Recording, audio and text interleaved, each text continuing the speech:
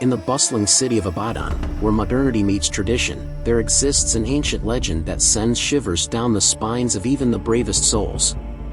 This is the tale of the Ghostly Drummers of Ibadan, a story whispered from generation to generation, a tale of spirits and rhythms that echo through the night. In the heart of Ibadan, there was a market square known as Oja Oba.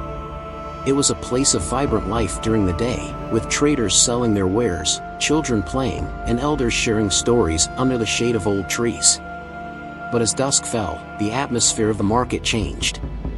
The laughter of children and the chatter of traders gave way to an eerie silence, and a strange, almost supernatural mist would envelop the square. It was said that on certain nights, when the moon was full and the stars shone brightly, the spirits of ancient drummers would return to the market square. These were no ordinary drummers, they were the spirits of master drummers who had once played for the great elephant of Oyo. Their drumming had the power to summon the spirits of the ancestors, to bring rain, and to heal the sick. They were revered and feared in equal measure.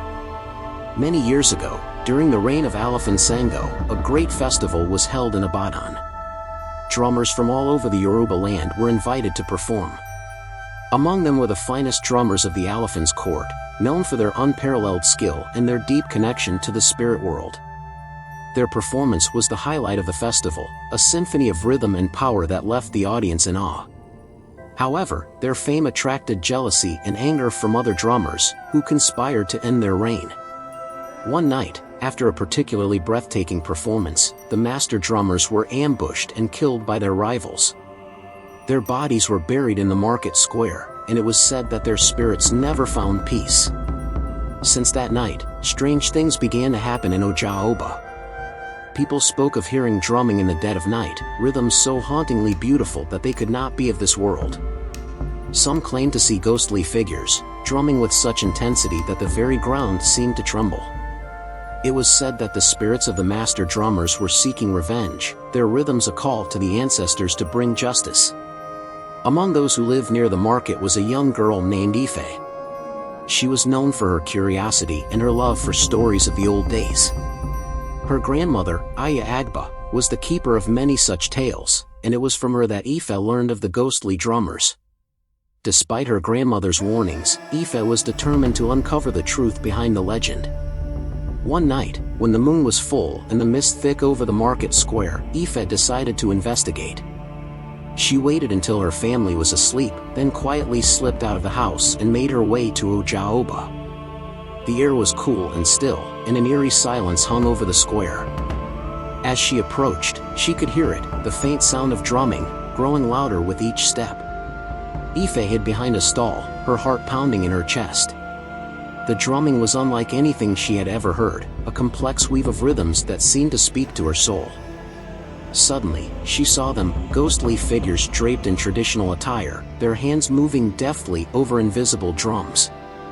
Their faces were solemn, their eyes closed as if lost in their music. Mesmerized, Ife stepped out of her hiding place. The drummers continued their performance, seemingly unaware of her presence. She watched in awe, the beauty of their rhythms mingling with the sorrow of their plight. Unable to contain herself, she called out, "Why do you drum, spirits of the night? What is it that you seek?" To her astonishment, the drumming ceased, and the ghostly figures turned to face her. The leader of the drummers, a tall figure with an air of authority, stepped forward. His voice was deep and resonant, carrying the weight of ages. "We drum to honor our master, to call upon the ancestors, and to seek justice for our untimely deaths.